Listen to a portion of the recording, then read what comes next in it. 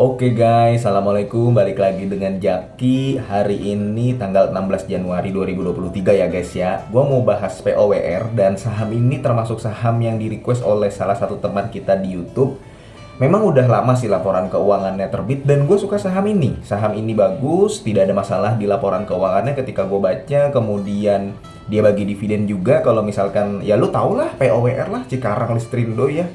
Dividen yieldnya dalam satu tahun dia itu kan bagi dua kali, dan kalau misalkan di dividennya dalam satu tahun dia membagikan dua kali, dan yieldnya kalau digabungkan keduanya itu bisa lebih dari 5%. Dan saham ini sebenarnya yang gua salah satu kenapa gua suka ketika lagi banyak eh, perusahaan-perusahaan lain sahamnya turun, si POWR ini nggak kemana-mana sahamnya. Ya turun tapi nggak terlalu dalam gitulah. Dan sekarang harganya udah murah dibanding secara valuasi dibanding dari tahun-tahun sebelumnya. Tapi ada yang mengganggu gua guys dari POWR ini setelah gua baca laporan keuangannya.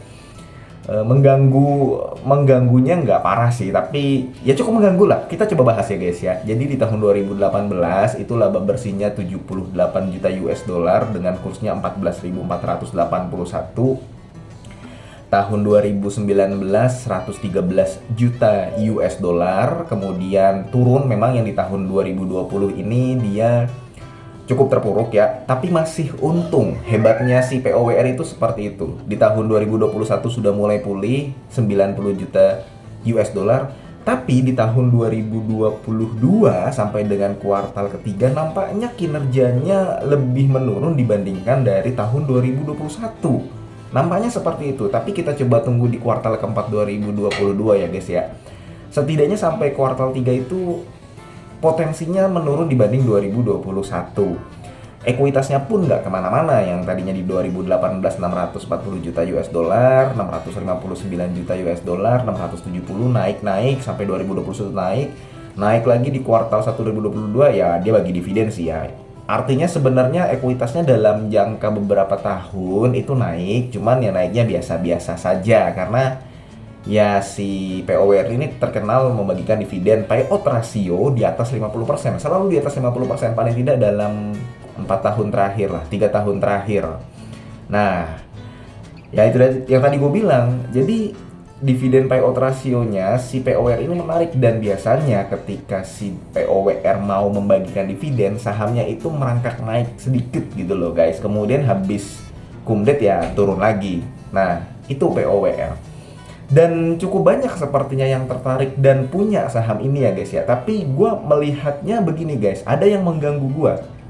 Jadi perusahaan ini ya kalau dilihat dari hutang jangka pendeknya tidak ada masalah.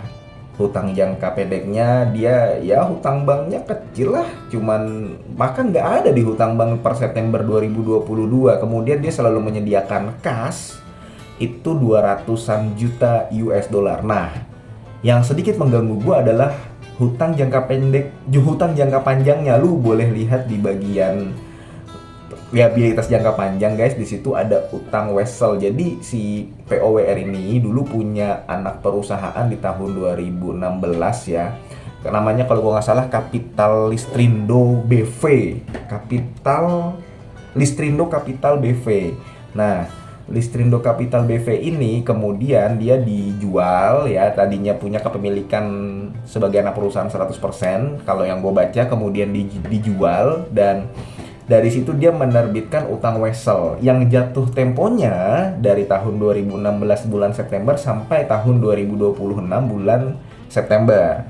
Dengan bunganya yakni 4,95%. Kalau dia dapat 550 juta US dollar nih guys. Nah, dengan bunga per tahunnya itu 4,95, yang artinya per tahunnya ini si POWR itu dikenakan bunga sekitar 27 juta US dollar lah, sekitar 27 juta atau 20 juta US dollar. Dan itu ada di laporan keuangan di beban bunga. Lu bisa lihat di laporan keuangannya beban bunga. Nah, itu terbit di tahun 2016 dan jatuh temponya adalah di tahun 2026. Memang masih lama guys. Dan kalau yang gue baca, ini perusahaan tidak menjamin apapun karena wesel guys ya. Wesel ini kan berbeda dengan obligasi, berbeda dengan hutang bank lah. Dia di tahun 2026 adalah jatuh temponya.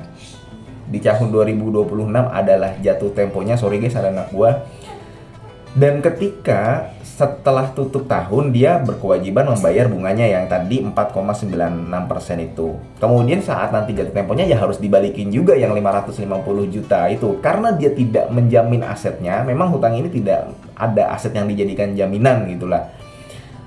Setahu gua. Nah, pada tahun 2026 ini nanti kan berarti dia harus membayar 550 juta US dollar atau di atas 500 juta US dollar lah.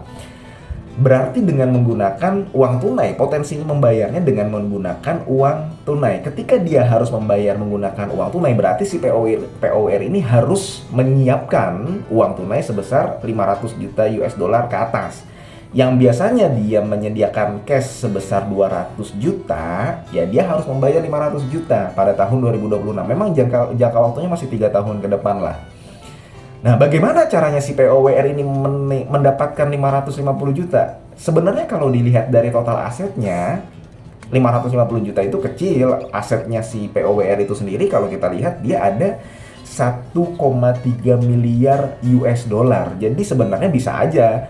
Nah, yang gua lihat berdasarkan penglihatan gue ya guys ya, ini kalau misalkan lu punya pandangan lain silahkan lu boleh berkomentar, tapi yang gue lihat adalah bagaimana caranya nanti si POWR di tahun 2026 membayar. Pertama, ada potensi nanti dividennya makin lama, makin menuju ke 2026 dividen payout rasionya mengecil ya, karena dia harus labanya harus ada yang ditahan kan untuk melakukan pembayaran itu, bisa jadi. Atau dia harus meningkatkan kinerjanya supaya nanti pendapatannya banyak, laba bersihnya meningkat. Walaupun dividen yang dibagikan gede, tapi dia juga tetap memiliki laba bersih yang besar. Laba bersih yang ditahan juga besar. Atau dia menjual asetnya seperti yang pernah dilakukan di tahun 2016. Kemudian dia mendapatkan uang tunai, kemudian ya dia membayar hutangnya. Hutang Wesel itu sendiri yang akan jatuh tempo di tahun 2026. Nah, tinggal kita lihat si POWR ini nanti langkahnya bagaimana. Itu guys. Tapi sebenarnya setelah gua amati dari tahun 2016 sejak POWR ya menerbitkan utang Wesel itu sampai sekarang harga sahamnya turun terus. Bisa jadi ada orang lain yang sudah menyadari hal ini sehingga menghindari resiko untuk hold POWR itu sendiri. Kemudian yang diperparah dengan kinerja POWR yang sebenarnya di tahun 2022 ini lebih menurun dibanding tahun 2021 guys. Jadi gue melihatnya seperti itu guys. Barangkali lu ada yang lebih yang lebih paham soal POWR ini, silahkan bisa berkomentar dan bisa jadi nanti buat pelajaran teman-teman yang lain. Tapi gue melihatnya seperti itu. Di satu sisi POWR ini menarik secara dividen, ya mungkin bisa dalam 1-2 tahun ke depan, tapi mendekati 2026 gue agak terganggu dengan utang Weselnya ini. Seperti itu guys. Paling itu aja guys ya, mudah-mudahan video ini bermanfaat dan mudah-mudahan lu sehat selalu sehingga kita bisa bertemu kembali di video-video selanjutnya. Ini bukan ajakan jual beli ya guys ya. Sekali lagi ini berdasarkan pengamatan gua. Dan ketika lu memahami POWR ini sendiri lebih rinci, lu bisa berkomentar di bawah. Barangkali gua ada kesalahan dalam melihat satu emiten ini. Terus terang ini gua belum ada di portofolio guys, tapi bisa jadi nanti informasi yang lu berikan yang lebih rinci bisa menjadi masukan buat teman-teman lain yang menonton video ini, bahwa ini loh ada yang perlu diperhatikan dari saham ini gitu loh. Walaupun sebenarnya kalau secara pengelolaan si POWR ini tidak terlalu masalah. Oke, paling gitu aja guys ya. Gua akhiri, wassalamualaikum warahmatullahi wabarakatuh.